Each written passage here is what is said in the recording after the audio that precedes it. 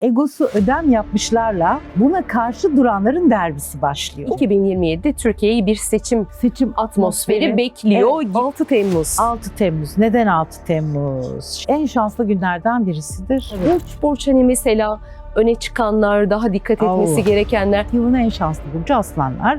Otomatik olarak koç ve yaylar da ateş elementli oldukları için Jüpiter'in nimetlerinden yararlanacaklar. Eğer arzu ediyorlarsa 13 ile 20'si arasında bu tarz revizyonlar ve dokunuşlar Değişiklikler için olabilir. muhteşem bir zaman. Altın ya da biriktirdiği herhangi bir şey bozdurulup ev alınır mı bu dönemde? Bana dersen ki kim çok zorlanıyor? Çok güzel bir yıl. Neden? 21 Haziran yaz ekinoksu bize neyle Şimdi, geliyor? İkizler yeni ayındaki en öne çıkan etki de basit bir fikir değişikliği, geleceği ilgilendirecek çok önemli yön değişikliğinin başlangıcı olacak. Merhabalar, Ferda Yıldırım YouTube kanalında çok sevdiğiniz bir isim. Biraz bir aradan sonra bizimle astrolog Olgu Ilgın. Olgu hoş geldin. Hoş bulduk Ferda. Özlettin kendini. Ben de özledim. Öyle güzel hoş buldum ki sanki hasret giderdik. Değil mi? Evine geldin evet, gibi. evime geldim. Hoş geldin. Oldu. Ayaklarına sağlık. Heybende nelerle geldin Ben de bize. nelerle geldim. Bak. Venüs Aslan geçişi 13 Haziran, 15 Haziran İkizler yeni ayı, 21 Haziran diyor yaz ekinoksu, 30 Haziran çok önemli diyor. Bunlar videoda kalmaları için yeterli sebeptir diye düşünüyorum. Kesinlikle. Bir de çok önemli bir tarih vereceğim yine. Onu da sonuna saklıyorum. Nasıl bir tarih? Uğurlu günler falan mı? Uğurlu gün derken aslında yılın en şanslı günü. Oo, gibi diyeceğim. süper. Evet. Bizimle kalın, az sonra diyoruz.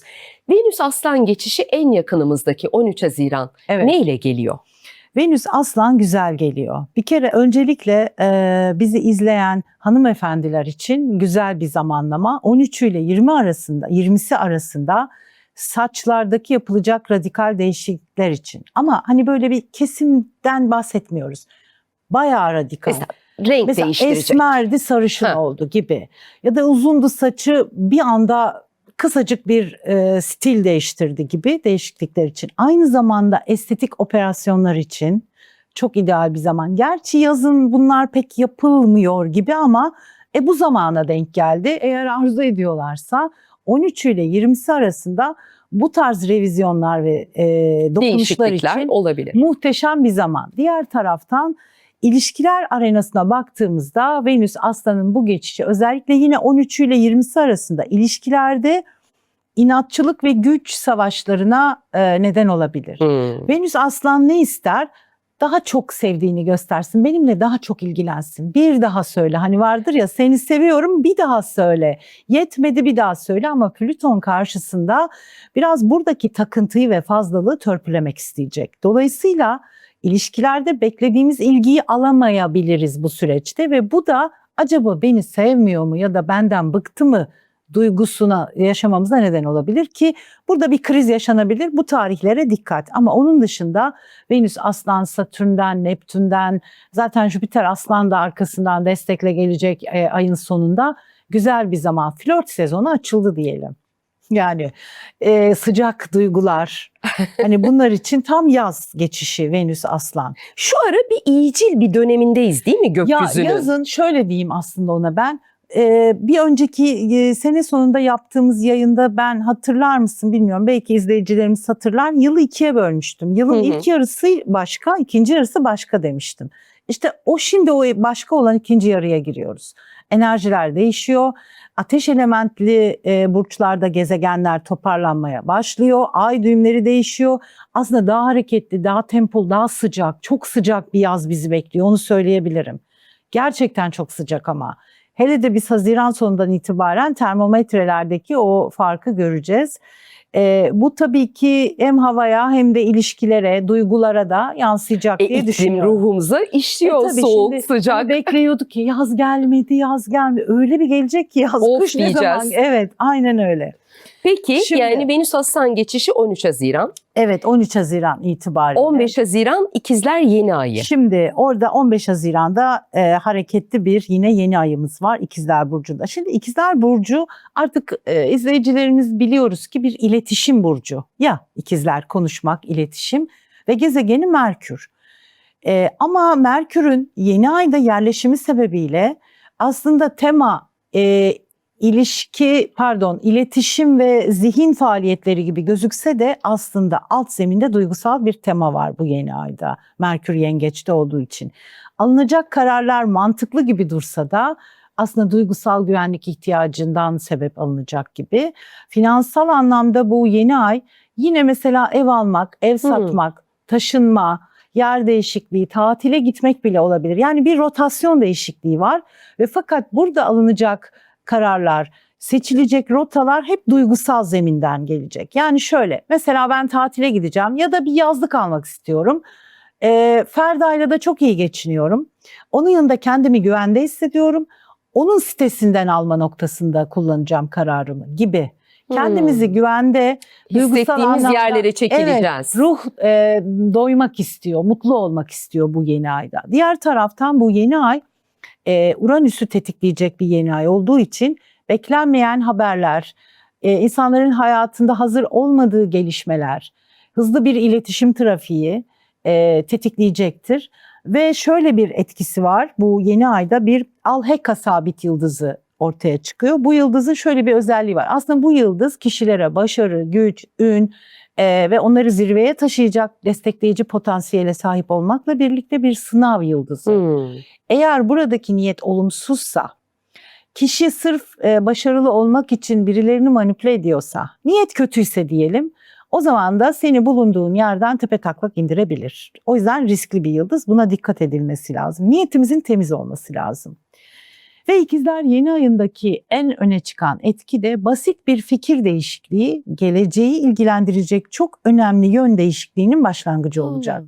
Yani şöyle bir şey, acaba mesela çok basit ne anlatın? Mesela ben saçlarımı değiştirmek istiyorum ya da ben ne bileyim spora başlamak istiyorum. Çok basit bir değil mi bu, hani çok kişisel çok, ama bu aslında belki kişinin tanışacağı ilerideki yol arkadaşına götürecek, onu seçeceği spor salonu gibi. Gibi gözüken Küçük bir gibi ayrıntı gözüken. daha büyük bir şeye Aynen öyle. dönüşecek. Aynen öyle. Böyle bir yeni ay bu.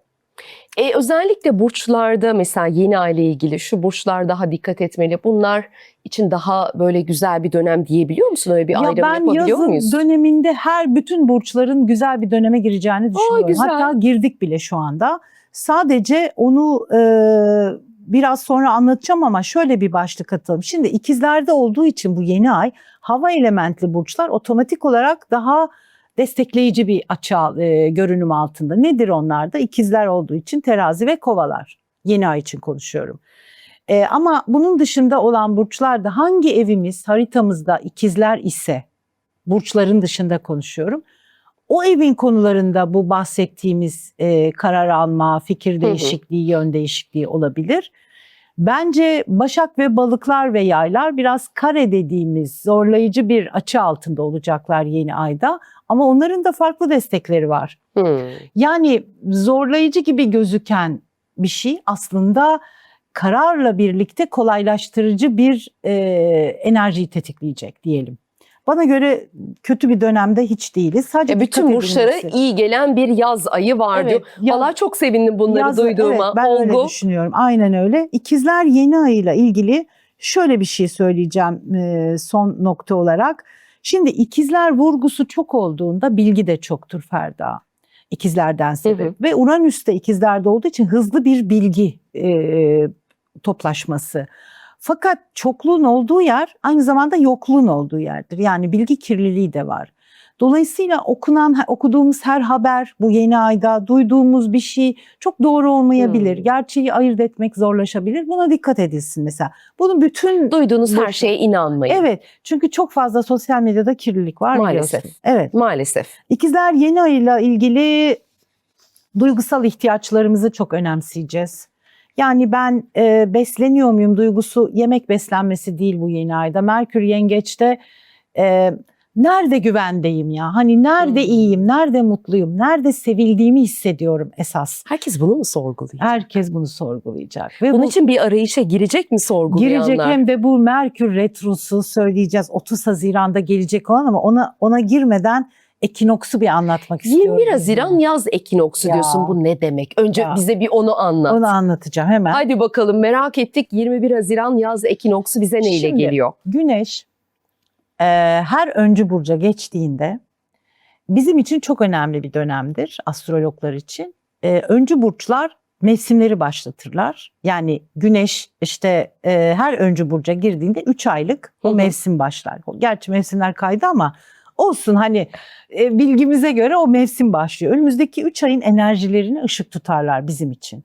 Biz de o anın haritasına, güneşin o öncü burca girdiği andaki haritaya bakıp 3 ay bir ışık tutar bize. Şimdi buraya baktığımda aldığım notları paylaşıyorum seninle. Bir kere bu önümüzdeki 3 ay 21 Haziran'dan itibaren Uranüs çok başrolde. Şimdi Uranüs başroldeyken bir de ikizlerde gerçekten 3 aylık periyotta hani hiç stabil olmayacağız mı? Olmayacağız. Hani hop hop oturma diyelim biz buna. Yani bir anda böyle düzen değişebilir, fikir değişebilir. Ben işte bu yaz bir yere gitmeyeceğim derken bir anda kendimizi yollarda bulabiliriz. Çünkü Uranüs çok hareketli, ikizler kararla, fikirle alakalı. Sürekli bir değişkenlik, tempo ve hareket zamanı. Yaz için konuşuyorum. Aynı zamanda bu 3 ayın sorusu herkes için geçerli. Alıştığım yerde mi kalmalıyım yoksa yeni olana mı geçmeliyim? Hepimizin sorusu. Hepimizin sorusu. Güvenlik mi, değişim mi? Şimdi güvenlik dediğimizde şu. Konfor alanı insanlarda bir güvenlik duygusu oluşturur.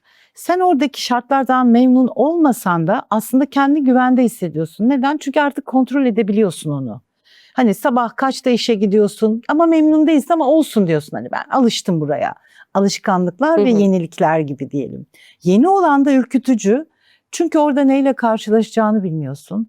Tekrar insanlara kendini anlatmak, hani ilişkiye başlamak da öyle değil mi? Birçok insan eski ilişkisini koruma duygusunu neden takip ediyor? Çünkü diyor ki ben şimdi bir daha mı anlatacağım kendimi? Güvenli alan. Güvenli alan.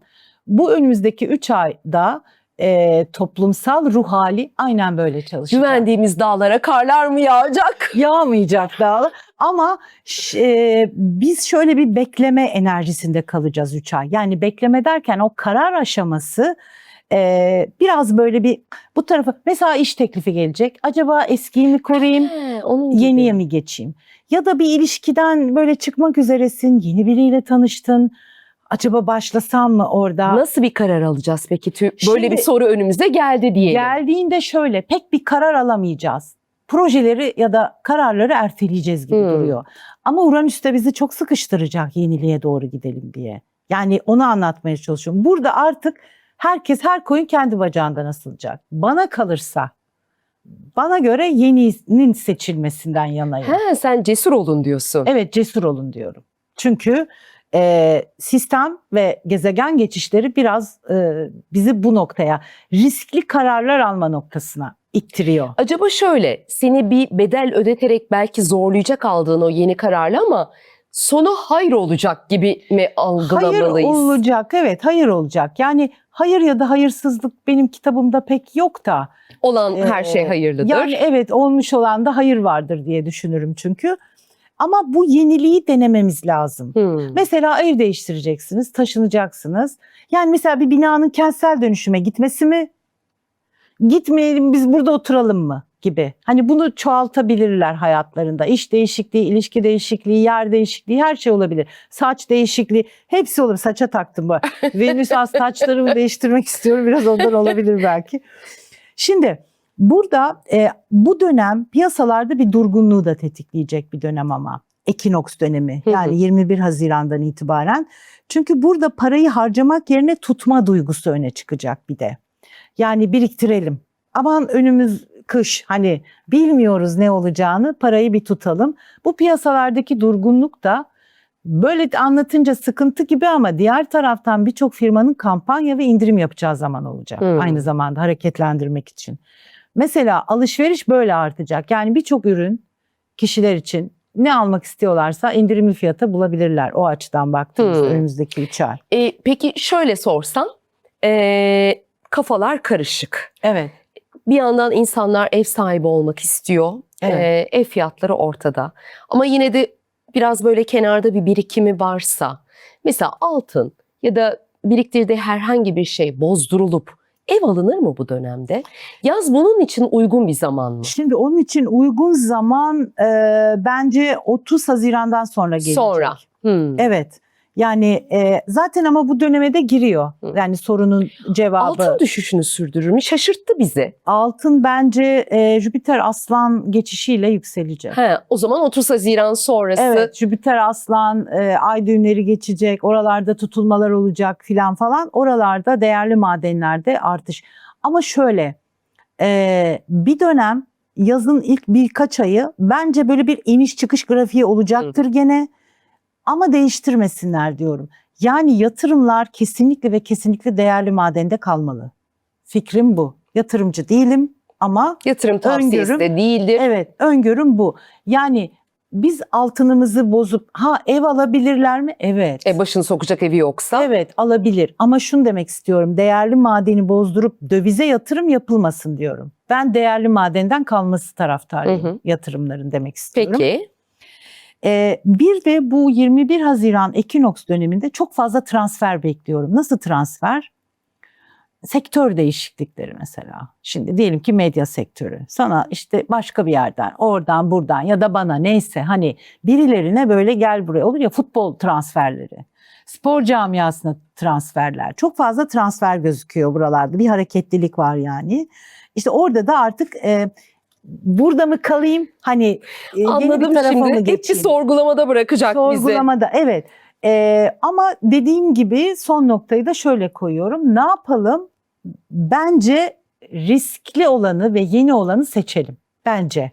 Bu bir tavsiye tabii ki. Olmalı ya da olmamalı demiyorum. Yine son karar elbette kişinin kendisi verir ama bir de şöyle bir şey var. o bizi şimdiden hazırlıyor. Diyor ki böyle ikilemler karşınıza çıkacak yaz aylarında. Evet, çıkabilir diyorum. Bir de şöyle bir şey var. Söylediğimiz her şey ve her şey, burada bir genel kolektif bir bilgi paylaşıyoruz ya, bireysel haritada bu direkt otomatik olarak değişiyor. Belki kişinin zaten haritasında kesinlikle yeniyi seçmesi gerekiyor %100. Ya da bulunduğu yerde kalması gerekiyor. Böyle bir şey de olabilir. Biz genel ve kolektif etkilerden bahsediyoruz. 30 Haziran niye önemli? 30 Haziran'da çok hareket var. Niye önemli? Bak şimdi tek tek sayıyorum. Hepsini de anlatmaya çalışacağım. 1. Merkür retroya giriyor Yengeç'te. Tamam. 2. Aynı gün Oğlak Burcu'nda bir dolunay var. 3. Jüpiter Aslan'a giriyor. 4. Jüpiter Plüton karşıtlığı başlıyor. Ne demek yani bunlar? Bunları. Bir kere bu retro, önce Merkür retrosundan kısaca bahsedeyim. Bu retro çok özel bir retro. Çok duygusal. Bu 30 Haziran 25 Temmuz arasında Merkür Yengeç'te retro yapacak. Nasıl bir retro biliyor musun? Anı biriktirme zamanı gibi. Hani mesela hep çocukluğumuz güzeldir ya.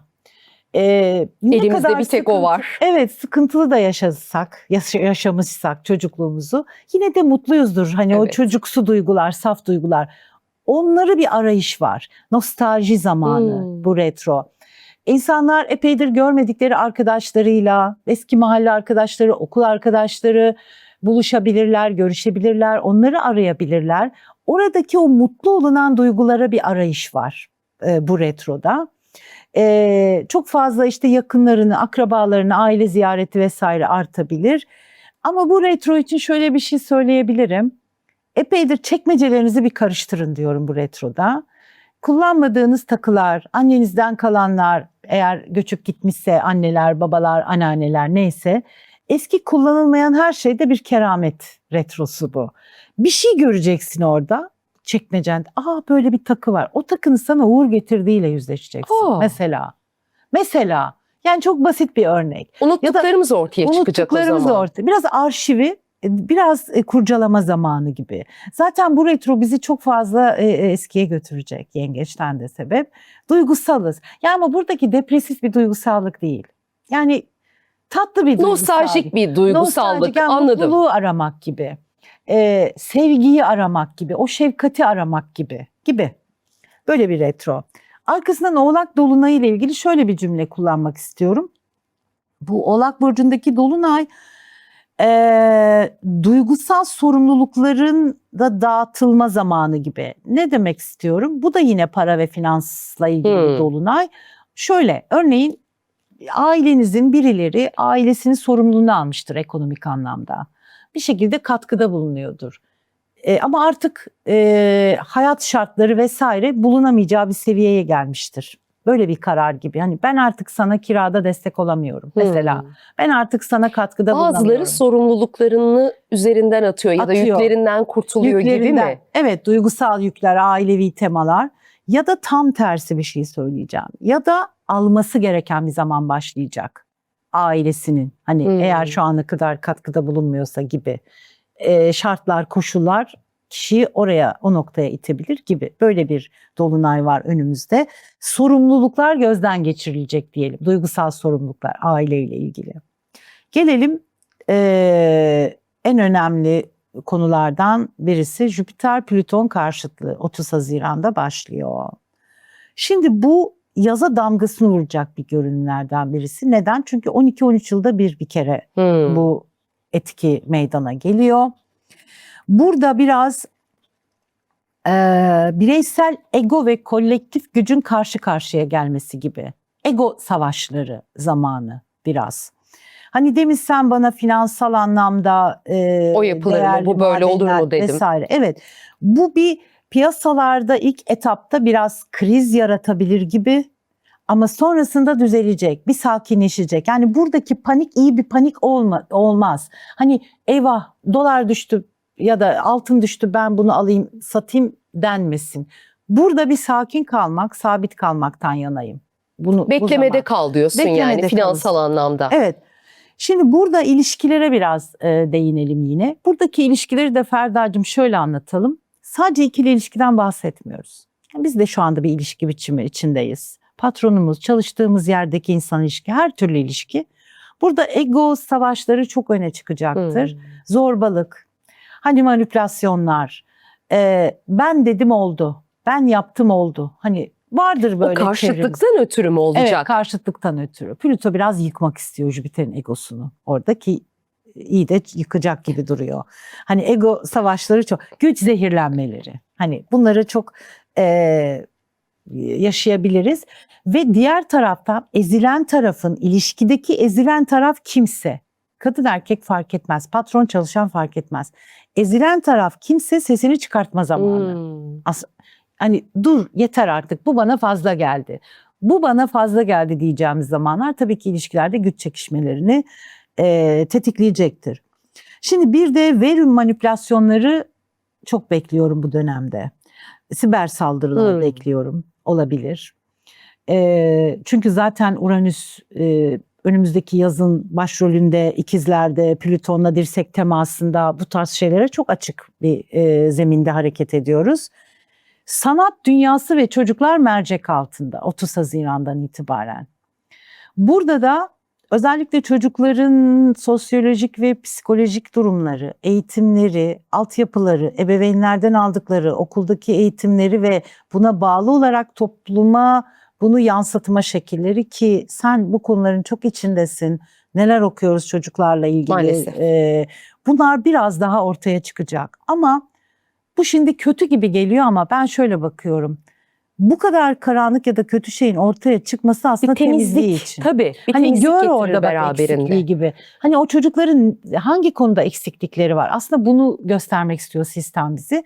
Sanat dünyasında çok önemli ifşalar, üstü örtülen gerçekler. Tabii bazı insanlar mercek altında olacak Yazın ama gündemde magazin var diyorsun ya. hem ne magazin var Jüpiter Aslan'la Allah birlikte. Allah. Çok Şaşırtıcı magazin. isimler mi?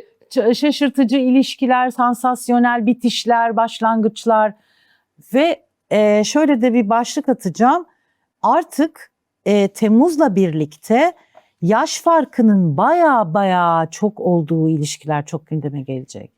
Yani hani 3-5 yaşı biz artık algılayabiliriz. Aslında bir araya gelmeyecek insanlar bir Ne araya bileyim gelecek yani, gibi mi? evet, Madonna'nın sevgilisi gibi mesela. O kadar uçurum. Hani çocuğuyla mı birlikte olmuş diyoruz ya bazen. Aslında biraz da ön yargılardan kurtulacağımız bir dönem başlıyor burada.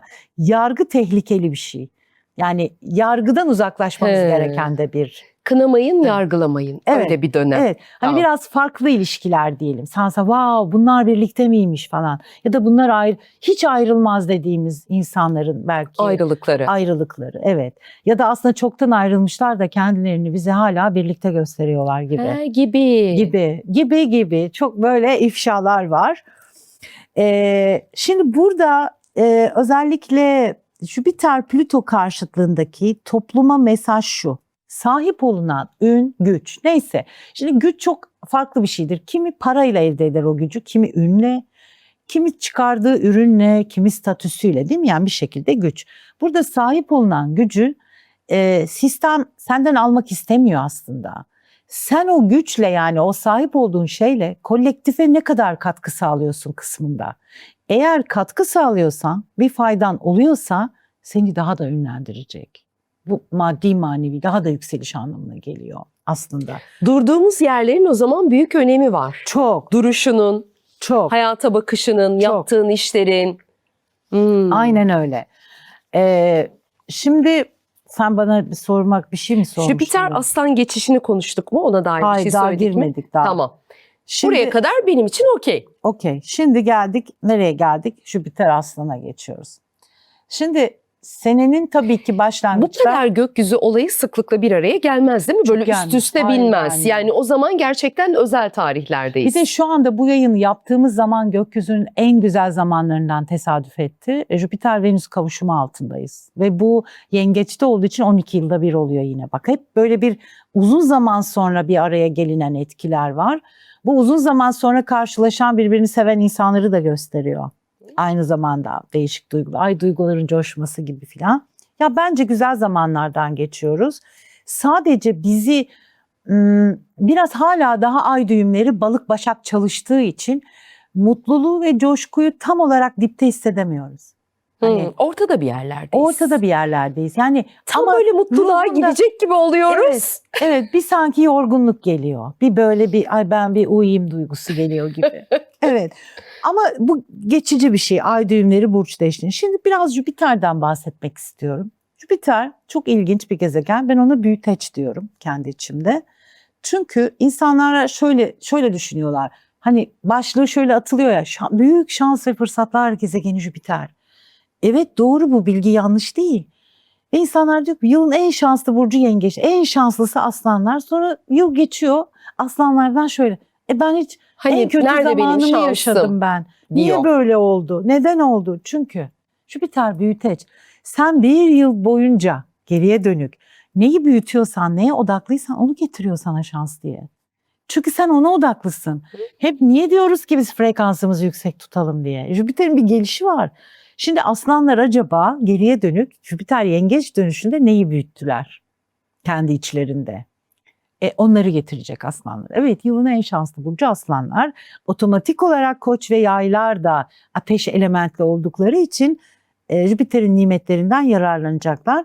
Ve şöyle bir şey söylüyorum. Jüpiter çok gizemli bir gezegen. Bence haritamızda hangi evde yerleştiyse o evin konularında kişinin korunmaya ihtiyacı oluyor ve sistem otomatik olarak Jüpiter'i oraya yerleştiriyor.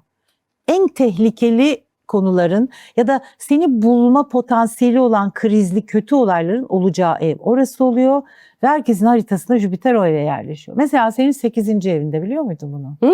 Yani ne anlam ifade Yani ediyor? ne Hemen heyecanlandım Evet. bak. Şimdi demek ki senin Benim haritamı ezbere bilir kendisi.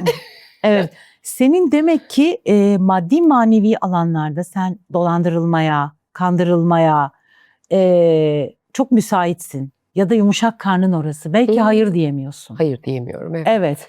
Bu anlamda Jüpiter orada, ya da ortak paylaşımlar. Mesela bir yerden ayrılıyorsun, para konusunda seni hep koruyor. Senin hakkını başkalarının yemesine izin vermiyor. Mesela senin yumuşak karnımız neresiyse haritamızdaki Jüpiter orada koruyucu bir güçtür aslında. İyi anlamda bir şey İyi söylüyorsun. anlamda yani. tabii. Evet, Güzel. aynen öyle. Büyütüyor, büyüteç dediğin evet, gibi. Evet. Şimdi Jüpiter Aslan'da, Jüpiter Aslan'ın bütün dominant özelliklerini büyütecek. Nedir Aslan? Aslan sahne bir kere kafadan. Ün, magazin dünyası, az önce söylüyorduk. Çocuklar, çocuklarla ilgili konular. Işıltı, pırıltı, tabii ki bununla birlikte ego, gurur, kibir.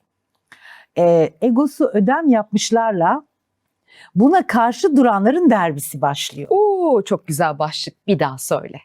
Bir daha söyle. Şimdi aslında bunu ay düğümleri için atacaktım ama ay düğümleri zamanında da bunu söyle bana, hatırlat. Tamam. Kuzey ay düğüm Kova, güney ay düğüm Aslan'ın başlığı aslında bu, ama Jüpiter'de alsın nasibini. Egosu ödem yapmışlarla buna karşı duranların derbisi başlıyor. Önümüzdeki 1 yıl, 1,5 yıl. Şimdi hepimizin en büyük şikayeti, aslında hepimiz şikayet ediyoruz değil mi? Çok egolu insanlardan. Evet. Peki yani rahatsız edici oluyor değil mi? İşte biraz bu Jüpiter Aslan bunu büyütecek, işte büyüteç ya. Egoyu büyütecek, daha da büyütecek yani. Ego zaten var Aslan'da, bir de o da gelmiş daha da büyüyecek gibi. Bir de şöyle bir süreç başlayabilir. Şimdi özgüven çok artacak. Tabii ki bu da egoyla da çok bağlantılı. Boş özgüven de olabilir bu. Yani özgüvenin olması güzel ama fazlası zarar diyelim.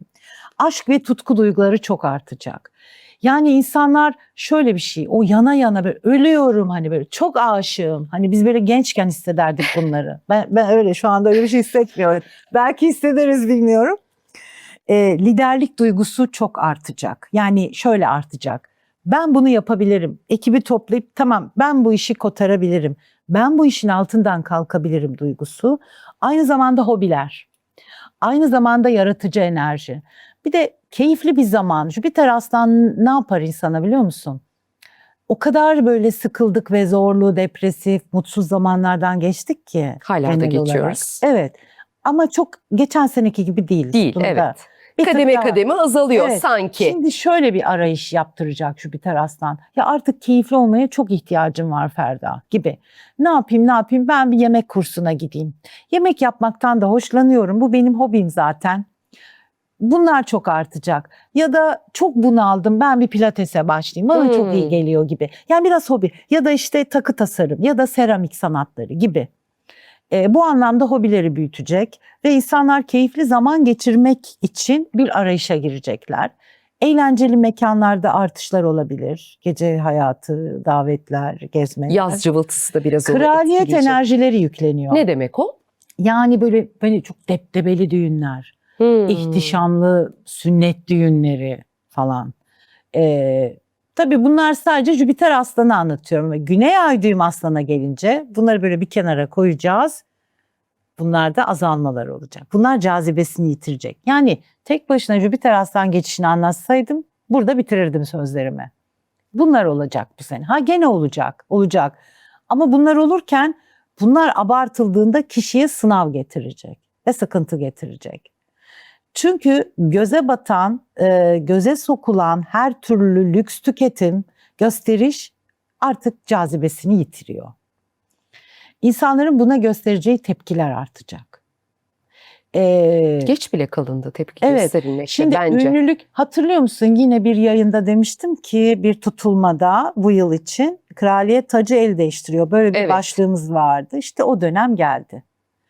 Kraliyet tacından kastımız hani ünlülük kavramı değişiyor. Değişiyor. Hani kim ünlü deriz biz, artık belli insanlara, yani belli başlı Ünlülerle ünlümsüler ayrılıyor diyebilir miyiz artık? Diyebiliriz. Peki. Şimdi Güney Ay düğüm Aslan, Kuzey Ay düğüm Kova. Şimdi bir de ay düğümlerinden bahsedelim. İzleyiciler belki ay düğümü duyuyorlar ama ne olduğunu bilmiyorlar. Ay düğümleri iki farklı uç, iki zıt uç. Her 1,5 yılda bir burç değiştirirler ve hep zıt burçta yerleşirler. Dualitenin yansımasıdır bu tekamül için. Birisi neredeyse öbürü tam onun karşısındaki burçtur ve sistem bizden kuzey düğümdeki burcun enerjisini çalıştırmamızı ister. Güney düğüm burcundaki enerjiden de uzaklaşmamızı ister. Şöyle düşünelim. Ankara'dan trene bindik. Ankara Güney Ay düğümdeki burç. Nereye gidiyoruz? İstanbul'a. İstanbul'da varacağımız istikamet ve Kuzey Ay düğümdeki burç. Şimdi Ankara'yı unutmuyoruz. Ankara'yı kaybetmiyoruz çünkü oradan çıktık yola. Ama kendimize katmamız gereken, önümüze bakmamız gereken enerji İstanbul enerjisi gibi. Şimdi Kuzey Ay düğüm Kova, Güney Ay düğüm Aslan. Jüpiter Aslan'da nelerden bahsettik az Evet. önce değil mi? Şimdi demek ki geride kalması gereken etkiler. Burada bir dönüşüm var. Jüpiter'le Güney Ay düğüm birleştiğinde nasıl bir enerji çıkacak ortaya biliyor musun? Her şeyi çok bildiğini sanan ukalalarla o bilgi, yani ukalalıkla bilgeliğin birbirine karıştığı sahte gurulara çok rastlayacağız. Şimdi Aslan'daki ego, gurur, hani her şeyi çok ben bilirim, benim dediğim doğru. Aslan bir doğum günü partisine gittiği zaman, bu bir fıkradır, tam hatırlamıyorum ama şöyle der: hediyen nerede? Ben geldim. Ben ya. geldim. Yani hani böyle bir egoya sahip bir aslandan bir de oraya büyüteç etkisiyle Jüpiter geliyor. Sen düşün oradaki egoyu ama Güney düğüm yönünde burada sahte gurular çok artacak. O kadar kendi şansına güvenecek ki Jüpiter Aslan Güney Ay düğüm enerjisiyle hareket ettiğinde o kadar kendine güvenecek ki öyle bir enerji gibi uçuruma gülerek atlamak gibi. Hani bana hiçbir şey olmaz gibi. Hani o kadar ters çalışan bir etki olacak. Kuzey Ay düğüm Kova da artık kişilerin sahip olduğu ego vesaire ün neyse sen bunu senden almayacağım ama sen burada sahip olduğunu toplumun faydasına nasıl dönüştürebilirsiniz sorgulayacak. Aslında çok güzel eşitlik. Bütün canlıların, bütün doğanın aynı şartlara eşit olması aslında çok güzel bir görünüm. Çok güzel bir görünüm.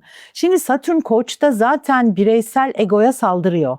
Diyor ki Koç'un da bir bencilliği var ya, Satürn Koç'ta ne diyor? Sen artık bu kadar bencil olamazsın, biraz bunu törpüle. Jüpiter Aslan'da Güney Ay düğümle birlikte sen de bu kadar kendini merkeze koyamazsın. Sen de başkaları için bir şey yapmalısın ve bu ikisi güzel bir açı oluşturuyorlar. Aslında olması gereken oluyor. Olacak ya da. Kısa kısa bazı sorularım var Tamam. izninle. Tabii Mesela ki. ülkede bir yakın zamanda seçim atmosferi görüyor musun Olgu? Bunu soruyoruz her konuğumuza. Hayır önümüzdeki yıl olacak. 2027. Evet 2027 mesela yaz, bahar ayları gibi mi? Bence 2027'nin kışına çok kalmadan olur gibi düşünüyorum. Yani yaza kadar olur gibi. Yaza kadar olur. Bahar diyelim ya da hani öyle diyelim. Çünkü zaten değişim enerjisi 2027 Türkiye'yi bir seçim seçim atmosferi bekliyor gibi Ay, şu diyor. an Yani sanki tohumları böyle adım atılıyor da gibi. seslerinde duyuyor gibiyiz ama çok da kestiremiyoruz tabii. Yani Ağustos'taki tutulma çok bunu belirleyecek bir unsur. Yani, önemli bir tutulma değil mi o? Evet 12 Ağustos'ta ve 28 Ağustos'ta çok önemli iki tutulma var. Bir de şöyle bir not verelim tarih. İstersen aklıma şimdi geldi. Güzel tarih diyordun, bir şey diyordun Onu bize. evet söyleyeceğim. Sona saklıyor. Evet. Az sonra. Az sonra. Şu anda gündemde neyle uğraşıyorsanız, konunuz neyse yani. Kimi sağlıkla uğraşır, kimi parayla vesaire. Hani şu andan bahsediyorum. İçinde bulunduğumuz özellikle 2-3 haftalık periyotta. Bununla ilgili dosya kapanışı 28 Ağustos'taki tutulmada. Yani tamamlayamadığımız, kapatamadığımız üstünü konular ya da kafamızdaki açmazlar. Hani bir şeye başlayacağız ama ne zaman başlayalım? Hay Allah önümüzü de göremedik gibi duygular. Bunların hepsi 28 Ağustos'taki ay tutulması çok işaret ediyor bunlara. Öyle bir tarih verelim. Bir. İkincisi seçimle ilgili kısma da ben biraz bu 12 Ağustos ve 28 Ağustos tutulmalarında bir netlik olacağını ama bu sene bence çok olmaz gibi 2026 olası değil gibi olur. Evet. Çok hareketlenme ama var. 2027'de daha olası görüyorum diyor. Olası görüyorum evet. Daha bireysel gidersek tek tek kimseye yanıt veremeyiz bu anlamda ama Tabii. burç hani mesela öne çıkanlar, daha dikkat etmesi gerekenler. Tamam. Genel böyle yaz, işte o tutulmaların da etkisiyle. Şimdi bir kere ateş burçları çok önde. Koç, yay ve aslanlar. Jüpiter, işte Güney Ay düğüm vesaire. Kovalar yine çok kadersel dönüşümler içerisinde olacaklar. Zaten Plüto Kova'da, Kuzey Ay düğüm Kova'ya geçiyor. Temmuz sonu itibariyle hayatlarında yön değişiklikleri olacak. Bunun dışında teraziler Uranüs'ten çok güzel destek alıyorlar Plüton'dan. Onlar da kendi hayatlarında alacakları yeni karar. Yani aslında yükselen terazi evet. Yani baktığımız zaman hem sabit burçlar, kim bunlar? Boğa, akrep, kova ve aslanlar. Bunların da hayatlarında çok radikal dönüşümler var. Bütün burçlar öyle. Bana dersen ki kim çok zorlanıyor? Çok güzel bir yıl. Neden? Şimdi söylüyorum, sayıyorum. Koçlar Satürn Koç'ta olduğu için bir sınavdan geçiyorlar gibi. Gibi değil, geçiyorlar. Fakat hemen 30 Haziran'da Jüpiter desteği geliyor. İnşirah suresi gibi her zorlukta bir kolaylık vardır senesi sanki. Gerçekten. Gelelim aslanlara. Güney Ay düğüm aslanda onları biraz yoracak. Ama bu sefer de karşılarında Satürn desteği var ve Jüpiter geliyor oraya. Hemen Jüpiter geliyor. Yani onlar için de aynı şey geçerli. Yıl geneline baktığımızda gerçekten 2027'nin sonuna kadar aşağı yukarı bu Uranüs'ün ikizlere geçmesi çok kıymetli oldu. Uranüs boğadayken çok daha Çok zordu. çektik. Çok zordu. Çok çektik. Neden zordu biliyor musun? Sabit, bak şimdi bu masayı sabit düşün. Şimdi biz seninle bu masanın yerini değiştirmek istesek mi daha çok zorlanırız? Öyle bak hikayeye. Yoksa bu masa tekerlekli olsun. Hadi gel şunu şuraya ittirelim mi? Tekerlekli olsa daha kolay. Tabii. Şimdi sabit burçlardaki tutulmalar ve geçişler bizi çok daha fazla yoruyor bu yüzden. Çünkü direnç oluşturuyoruz. Bir tutunalım, Tabii. gitmesin gibi. Orada daha Ama fazla ekstra bir çaba. Daha ekstra, daha yorgun hissediyoruz Sarf ediyoruz. kendimizi. Mesela çok fazla evlilik, çok fazla aşk hikayesi başlayabilir bu yaz ki kaldı ki şu anda muhteşem düğünler zaten Jüpiter Yengeç'te ev alımları, evlilikler, düğünler, nişanlar oluyor. Ya olabilecek, uzun zamandır olabilecek en destekli gökyüzünden geçiyoruz. Süper. O zaman finalde bize tarih ver. Tarih veriyorum. Evet hemen. Kağıt kalem çıksın. 6 Bak, Temmuz. hazır. 6 Temmuz. 6 Temmuz. Neden 6 Temmuz? Şimdi Güneş-Sirius kavuşumu var o gün. Bu her yılda bir kere olur. Bu astrolojide ve kadim kültürlerde kaderin yeniden yazıldığı gün olarak kabul edilir. Ve en şanslı günlerden birisidir. Bu yıllık hizalanma niyetlerin evrenle buluştuğu ve ilahi rehberliğin arttığı özel bir gündür. Yani düşün ki kader defterin temize çekiliyor. Ve ne kadar güzel bir sistemimiz, ilahi planımız var değil mi? Sürekli bir sıfırlanma, sürekli bir yenilenme, sürekli bir af. Hani buna rağmen neden bu kadar kötülük var değil mi? Dualite dedin ya. Dualite evet ama kötülük varken Her şey de iyilik zıddıyla var. mevcut Evet. bir alem. Şimdi 6 Temmuz'da ritüel gibi belki bir şey bekleyecekler ama bugünün özelliği ritüelsiz, içinden ne geliyorsa öyle olmak gibi. Sadece bilinç bile önemli. Benim işte bu geçen yıl yaşadığım her şey siliniyor, temizleniyor. Ne af dileyebilirler, dua etmek istiyorlarsa etsinler. Ne bileyim deniz kenarında vakit geçirsinler olabilir. Çok kıymetli bir gün. Yani böyle pozitif bir enerjiyi yüklememiz gereken. Dilimizde pozitiflik, isteklerimizde niyetler, pozitiflik. tabii, Evet, iyi tabii. niyetler, iyilikler arttırılabilir. Aynen öyle. Yani o gün 6 Temmuz güzel bir gün 6 diyorsun. Temmuz çok güzel bir gün. Peki. Yazın en güzel günlerinden. Daha böyle çok günler var ama bir de bu yeni dönemle birlikte yani Temmuz'dan itibaren ki önümüzdeki bir yıl özellikle mühendislik ve inovasyon meslek grupları çok öne çıkacak. Şehir planlamacıları. Şöyle güzel bir şey daha söyleyelim. Önümüzdeki yine 1-1,5 yıl tutulmalarla birlikte not almışım atlamayayım diye bakıyorum onlara. Deprem ve altyapı güvenliğinde reform niteliğinde adımlar atılacak. Bekliyorum. Yani bayağı bir altyapı çalışmalarına Hadi girilecek. inşallah. Çünkü Kova bunu istiyor. Yap Kova diyor. bunu istiyor. Yapmazsan Evet. yıkarım. Yıkarım. Evet. Aynen öyle. Hakkımızda hayırlısı olsun. Ay, Olgu ne olsun. güzel anlattın. Ağzına gönlüne sağlık. Teşekkür ederim. Yani hem iyicil şeyler duyduk hem şanslı günleri, tarihleri öğrendik. Yani neredeyse yazın bütün gezegen geçişlerine şu an hakimiz. Hakimiz. Olgu Ilgın. Çok çok teşekkürler. Ben teşekkür Yine ederim. yeniden görüşmek dileğiyle. İnşallah. İzlediğiniz Sevgiler. için de sizlere teşekkür ediyoruz. Hoşça kalın.